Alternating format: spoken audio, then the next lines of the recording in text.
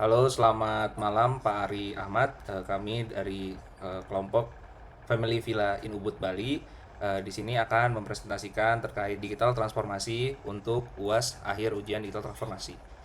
Nah, di sini anggota kelompoknya ada saya sendiri Reza Yuzron Wardana 235255008, Gede Angga Dwi Prita 235255024, Irsyad Nurwidianto Basuki 235255057. Lanjut.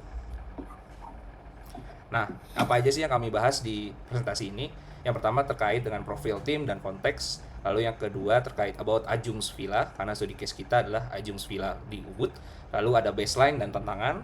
Selanjutnya ada framework dan value-nya. Yang kelima ada target state dan inisiatif. Yang keenam itu ada teknologi dan roadmap. Lanjut.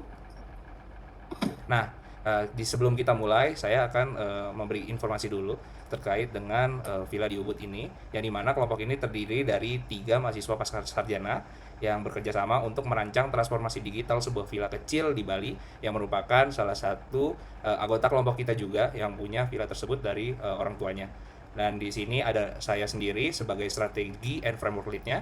Selanjutnya ada AA Gede Agung Dwi Pradipta, itu sebagai lokal konteks dan bisnis domainnya. Dan terakhir ada Irsyad Nurwidianto Basuki sebagai teknologi dan roadmap lead-nya. Oke. Selanjutnya akan dibahas oleh Mas Agung Gede Angga Dua Prita. Silakan. Baik, selanjutnya saya akan membahas sekilas tentang Ajung Villa and Suite. Ini merupakan properti berkonsep townhouse villa dengan sharing pool yang terletak di tengah kawasan persawahan Subak Sokoya. Properti ini memadukan daya tarik visual alam murni dengan model pengelolaan berbasis keluarga yang telah dijalankan secara konsisten sejak tahun 2018. Akomodasi ini menunjukkan keberhasilan dalam menyasar niche market, yaitu sebagai penyedia akomodasi terfavorit bagi komunitas khusus untuk yoga teacher training dari Yoga Union Bali. Nah, untuk profil bisnisnya, lokasinya terletak di Jalan Subak Sokoya, Ubud, Bali. Pemiliknya Pak Agung dan family, ini dijalankan oleh keluarga, berdiri sejak 2018 dengan jumlah unit kamar itu sebanyak 7, dengan tipe kamar itu dibagi 2 menjadi deluxe room dan suite room. Target segmen itu peserta yoga teacher training, rating Google 5 dari 5, 28 ulasan, dan kontak dapat menghubungi nomor yang tertera di layar berikut 081 337 387 640. Nah, untuk 2 tipe kamar ini, yang pertama ada deluxe room, itu dengan fasilitas king bed, kemudian ada pool view, AC, hot shower, dan sleep 2, itu dengan harga $40 USD per night, per malam. Kemudian untuk suite room itu fasilitasnya ada king bed, rice paddy view, living room, and hot shower, dan sleep 2. Di sini harganya yaitu $50 USD per malam. Next. Baik, selanjutnya apa sih yang sedang kami transformasikan? Nah, di sini kami merancang versi transformasi sendiri dengan fokus mengangkat bisnis dari mulut ke mulut ke kanal digital terukur. Yang sebelum transformasi itu, kondisi yang terjadi pada Villa Ajung Villa and Suite ini, yang pertama itu ada listing pasif di Google Maps, rekomendasi alumni yoga teacher training, kemudian komunikasi langsung via WhatsApp pribadi, nomor 4 itu tidak ada website, tidak ada OTA, dan tidak ada channel manager, dan terakhir tidak ada data terstruktur untuk pengambilan keputusan. Nah, selanjutnya itu ada kondisi yang sedang kita bangun. Yang pertama itu membangun website resmi dengan domain ajungvillaversal.app. Kemudian branding konsisten dengan nama Ajung Villa and Suite. Yang ketiga ada form inquiry terhubung dengan WhatsApp bisnis. Yang keempat ada sinkronisasi otomatis ulasan Google. Dan terakhir itu ada fondasi untuk online booking, dynamic pricing, and analytic tamu. Next. Nah, di sini ada 7 fungsi bisnis dan untuk saat ini semuanya masih manual. Di sini ada fungsi marketing. Kondisi saat ini masih dari mulut ke mulut dengan listing Google Maps masih pasif. Kemudian untuk pain point utamanya tidak ada funnel dan tidak dapat diukur. Untuk fungsi booking itu dari WhatsApp pribadi dengan balasan dan konfirmasi melalui manual. Pain point utamanya di risiko double booking dan tidak ada SLA. Kemudian dari fungsi payment Di sini untuk kondisi saat ini masih melalui transfer bank manual dan konfirmasi via chat. Untuk poin utamanya, rekonsiliasi sulit dan tidak adanya invoice atau bukti pembayaran. Kemudian pricing, kondisi saat ini harga statis secara tahunan. Untuk poin utama, tidak tanggap dengan musim, entah itu low high atau high season, harganya tetap sama setiap tahun.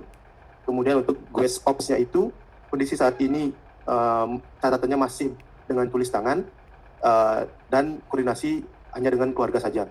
Kemudian poin utamanya, pengetahuan tamu tidak terdokumentasi. Kemudian ada review, kondisi saat ini hanya muncul di Google Maps dan tidak direspon. Poin utamanya social proof tidak dimanfaatkan, dan terakhir ada data dan KPI, itu tidak ada, dan keputusan murni berbasis intuisi dan komunikasi antar keluarga saja. Di sini poin utamanya tidak bisa menjawab berapa sih okupansi bulan lalu atau bulan sebelumnya. Next. Nah, di sini ada 6 tantangan yang harus dijawab melalui transformasi. Tantangan ini menjelaskan mengapa status quo tidak berkelanjutan dan menjadi dasar pemilihan inisiatif transformasi. Yang pertama itu ada visibilitas digital rendah, hanya bisa ditemukan via Google Maps, kemudian tidak muncul di pencarian Villa Ubud ataupun di platform kota besar seperti Traveloka atau Booking.com. Kemudian yang kedua itu ada ketergantungan satu segmen. Di sini hampir seluruh populasi berasal dari peserta yoga teacher training. Jika yoga union berhenti beroperasi, maka okupansinya kemungkinan akan berisiko, karena yoga union merupakan target utama dari pemasaran villa ini. Kemudian selanjutnya ada proses booking manual. Di sini setiap inquiry dijawab manual via WhatsApp, tidak ada konfirmasi otomatis, kalender ataupun payment gateway. Dan keempat yaitu harga statis, tidak adanya dynamic pricing untuk high low season di Bali, sehingga potensi pendapatan tidak optimal. Selanjutnya tidak ada data tamu terpusat, jadi repeat Goes tidak dikenali sistem, tidak adanya CRM, tidak ada email marketing, dan tidak ada loyalty. Terakhir itu resiko suksesi keluarga. Pengetahuan bisnis ada di kepala Pak Agung, tidak ada SOP dan tidak ada knowledge base yang mendasari bisnis ini untuk sementara ini. Next. Baik, di sini ada kekuatan dan kelemahan posisi awal. Di sini kami menganalisisnya dengan metode SWOT, digunakan sebagai input baseline assessment, jalan dengan langkah baseline framework. Yang pertama ada poin strength, rating sempurna 5 dari 5 dari 28 populasi Google, lokasi unik di tengah sawah, kurang lebih 15 menit dari pusat Ubud. Kemudian hubungan kuat dengan komunitas yoga atau yoga union. Dan yang keempat, layanan personal, fixed life like home,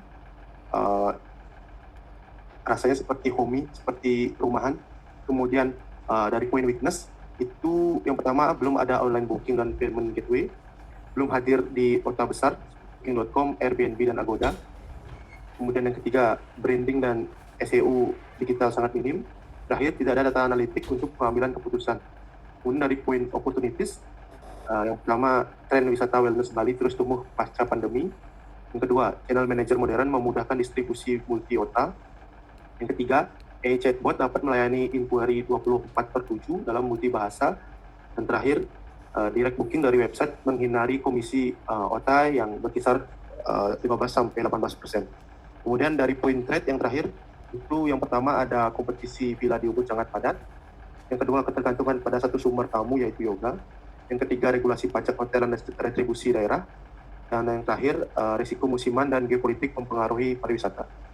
Next. Mengapa sih kita memilih MIT CSR untuk villa kecil? Nah, kami membandingkan dengan 5 framework. MIT CSR dipilih karena paling pas untuk skala bisnis kecil yang berorientasi pengalaman pada pelanggan. Frameworknya MIT CSR dengan skala kecil maupun besar cocok. Kemudian fokusnya itu di customer experience plus ops. Ini kita kategorikan sangat cocok untuk Ajung Villa and Suite untuk saat ini. Kemudian untuk McKinsey, 10 Step, Deloitte, DMM, Gartner DBT, strategi digital itu dirasa kurang cocok untuk kondisi villa saat ini, karena memang secara skala belum terlalu besar dan juga tidak berfokus pada akademik. Kemudian next. Nah, di sini dijelaskan ada 4 jalur menuju organisasi Future Ready. Hanya saja kami memilih jalur yang dimulai dari peningkatan pengalaman pelanggan, baru membangun platform. Jadi untuk path yang pertama itu ada Industrialize. Ini mulai dari pembenahan fondasi operasi dan platform, tapi biasanya hanya cocok untuk manufaktur. Kemudian ada path kedua itu ada Delete Customer First. Nah, ini merupakan pilihan yang akan coba kami implementasikan, di mana ini mulai dari pengalaman pelanggan dan penawaran digital. Ada path ketiga Alternative Focus, itu Bond Digital Unit, yaitu bangun unit baru yang digital natif dari awal. Oke, next. Nah, selanjutnya akan dilanjutkan oleh teman saya, Reza Yusran Wardana. Oke, terkait dari stakeholder di sini ada 3 pemangku kepentingan yang memiliki 3 nilai yang berbeda. Mengikuti konsep value driver, visi transformasi itu harus diturunkan menjadi nilai konkret untuk setiap pemangku kepentingan. Pertama itu ada dari tamu, yaitu booking online 24/7 tanpa menunggu balasan WhatsApp. Selanjutnya informasi unit, harga, ketersediaan, transparan. Ketiga, pembayaran aman lintas metode dari kartu, e-wallet, dan transfer. Dan terakhir adalah pengalaman konsisten dari pre-arrival hingga post-stay. Selanjutnya terkait dengan pemiliknya itu sendiri, yaitu Pak Agung dan family, di mana yang pertama itu harus penghasilan lebih stabil dapat diprediksi, kedua beban menjawab inquiry manual berkurang, ketiga pengetahuan tamu terdokumentasi terkait dengan SOP, knowledge base, lalu yang keempat adalah keputusan harga dan promo berbasis data bukan tebakan. Dan terakhir stakeholdernya itu bisnis, yang dimana pertama disertifikasi tamu tidak hanya peserta yoga saja, kedua channel mix sehat, ya kurang lebih 60% direct, 40% OTA atau dari online. Yang ketiga itu brand digital yang dapat di scale ke unit yang baru, dan terakhir itu data tamu menjadi sebuah aset yang untuk loyalty dan cross sell. Oke, lanjut. Nah, seperti apa sih Ajung Villa kira-kira di tahun 2029? Dari visi ini visi 36 bulan ke depan, dari villa kecil yang dikenal melalui mulut ke mulut menjadi brand digital wellness butik dengan fondasi data kanal yang terkelola. Yang dimana kita ambil dari kata-katanya, yaitu a quiet house between the rise and sky, bookable in a 60 second, remembered for a lifetime, dan dikelola dengan data bukan hanya dari hati. Pertama itu dari kanalnya itu ada multi channel, direct, dan 4 OTA besar disinkron menjadi real time juga. Selanjutnya untuk operasi yaitu ada semi otomatis, ada PMS, channel manager, dan payment gateway. Dari data kita pakai Guest 360, di situ nanti ada CRM, ada ulasan, lalu ada riwayat stay terhubung. Dan terakhir terkait dengan produk yaitu pengalaman digital, self service check-in, dan concierge AI. Lanjut. Nah, 5 fondasi yang harus kami dibangun, yaitu pertama karena kita menggunakan MIT CR, didefinisikan terdapat 5 building blocks, yaitu 3 platform teknologi dan 2 kapabilitas organisasional. Kami terjemahkan untuk skala Ajung Villa ini. Yang pertama dari platform untuk BB1 yaitu operational backbone, yang dimana sistem reservasi, PMS, payment gateway, dan akuntansi sebagai tulang punggung operasi sehari-hari. Kedua, BB2 yaitu adalah digital platform, yaitu ada website dan channel manager, WhatsApp bisnis, dan ulasan otomatis, dan layer pelanggan facing. Dan BB3 yaitu terkait dengan external developer platform, yaitu API ke OTA, Google Business Profile, dan partner travel agar mudah untuk berkolaborasi tanpa adanya coding. Lalu untuk capability yaitu BB4, di sini definisikan untuk share customer insight, di mana database tamu terpusat, profil preferensi, riwayat ulasan, agar di mana tim service tahu siapa soal tamu kita. Dan terakhir untuk capability di BB5 yaitu terkait dengan accountability framework, yaitu pembagian peran yang jelas, siapa yang membalas WA, siapa yang update kalender, siapa yang monitor harga dengan SOP yang tertulis. Lanjut. Nah, dari sini terdapat 9 inisiatif yang dikelompokkan ke 3 kategori. Digital Initiative Portfolio ini yang merupakan setiap inisiatif yang dipetakan ke building block yang didukung dan memiliki tingkat kompleksitas. Yang pertama ada fondasi digital, di F1 ada property management, PMS cloud didukung dengan building block 1 yaitu kompleksitasnya sedang. Kedua itu payment gateway multimode didukung dengan building block 1 dengan complexity rendah. Ketiga channel manager OTA-Sync yang didukung dengan building block 2 dengan kompleksitas sedang. Selanjutnya layanan pelanggan itu penyempurnaan website dan booking engine didukung dengan building block 2 dengan kompleksitasnya itu rendah. Selanjutnya dengan WhatsApp Business API dengan auto reply didukung dengan building block 2 dengan kompleksitas rendah. Yang terakhir ada AI concierge multibahasa didukung dengan building block 2 dengan kompleksitasnya yang tinggi. Selanjutnya ada data dan organisasi, yaitu terkait dengan yang pertama itu Quest 360 Database dan CRM, didukung dengan building block 4 dengan kompleksitas yang sedang. Lalu selanjutnya SOP dan Accountability Framework keluarga memiliki didukung dari building block 5, yaitu memiliki kompleksitas yang rendah, dan Dynamic Pricing dan Revenue Dashboard didukung dengan building block 1, yaitu memiliki kompleksitas yang tinggi. Lanjut. Nah, terdapat selanjutnya ada 4 kemenangan cepat untuk membangun sebuah momentum. Di sini kita menggunakan quick win, di mana ini bukan proyek yang mudah, melainkan instrumen strategis untuk membuktikan nilai transformasi dalam waktu yang singkat dan biaya yang minimal. Dari quick win 1 yaitu optimasi Google Business Profile, itu kira-kira dalam 1 minggu dengan harganya itu 0 karena gratis ya untuk diakses. Untuk quick win 2, WhatsApp Business plus Quick Replies, itu kurang lebih pengerjaannya 2 minggu. Nah, dengan harga kosnya itu gratis, karena ada versi yang gratisnya.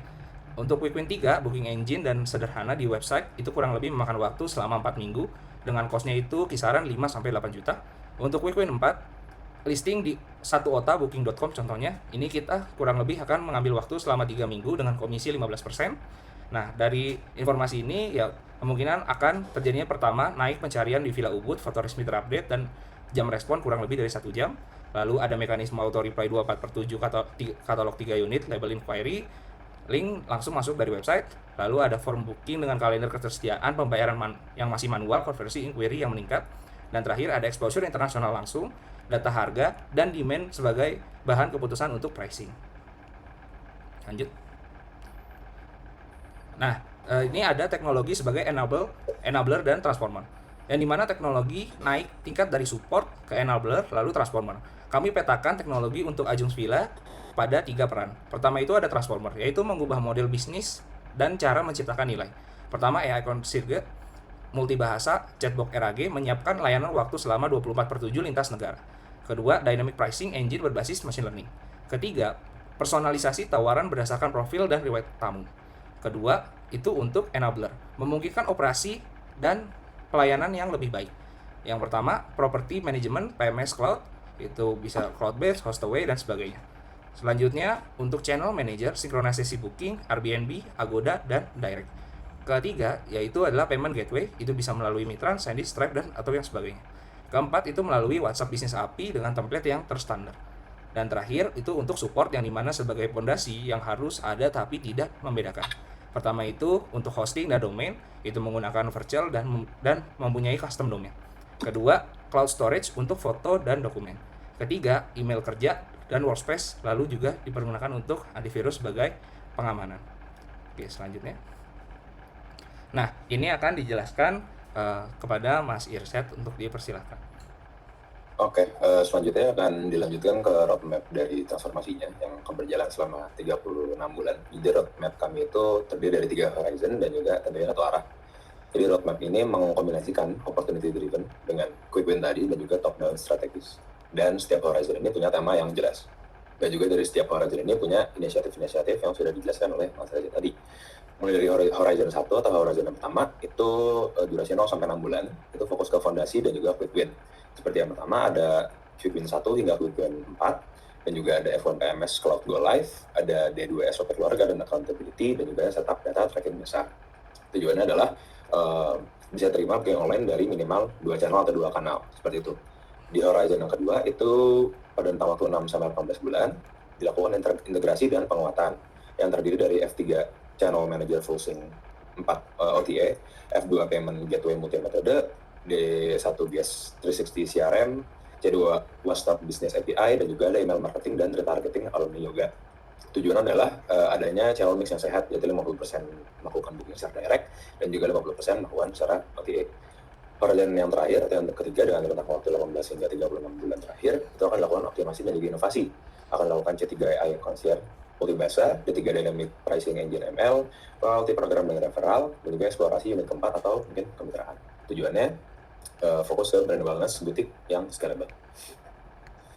Terdapat juga KPI dan metrik keberhasilan yang akan kami pantau. Ada 7 KPI. Jadi baseline saatnya sebagian besar tidak diketahui karena memang belum ada data terstruktur. Target adalah proyeksi untuk akhir setiap horizon dan akan dikalibrasi setelah 90 hari pertama.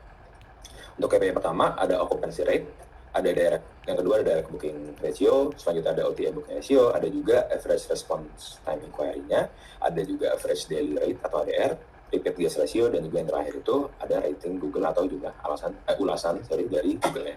Dan itu akan dipantau dan ada targetnya untuk tiap horizon. Dan KPI ini akan divalidasi dan juga disesuaikan bersama pemilik dari villa setelah horizon 1 selesai. Masuk ke risk management dan transformation readiness. Jadi ada juga risiko utama dan juga kesiapan dari organisasinya. Penilaian risiko dan readiness assessment itu ada 5 dimensi. Skala 1 itu inisial, skala 5 itu optimize. Terdapat 5 risiko utama. Yang pertama itu resistensi pemilik untuk berubah. Ini memiliki skala yang sedang. Selanjutnya ada juga kebocoran komisi OTA 15 hingga 18%. Itu bisa push direct booking via website, live video discount ini mempunyai skala yang tinggi.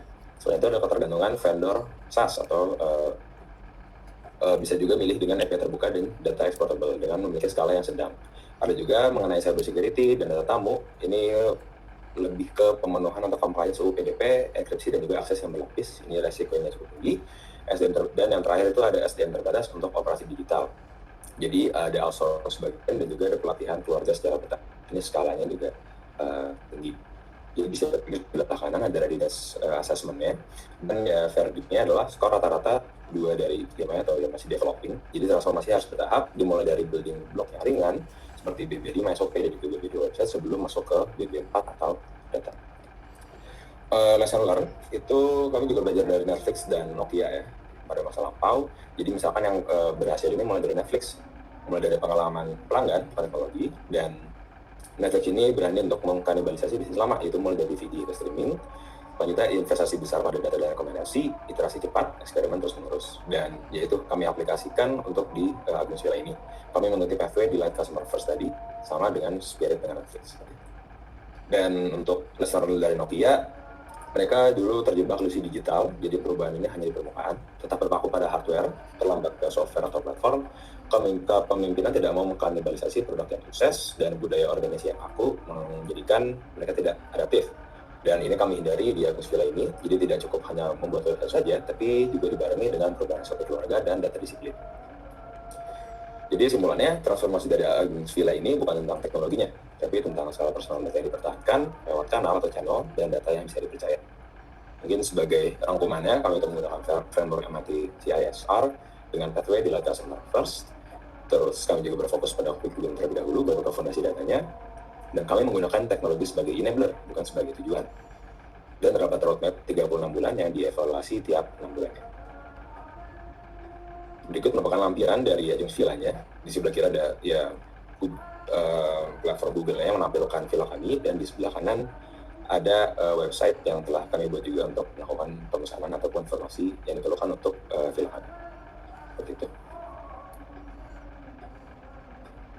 Mungkin boleh dilanjutkan oleh Mas Reza. Oke, mungkin sekian dari kelompok kami untuk digital transformasi Agung Villa Hotel di Ubud, Bali.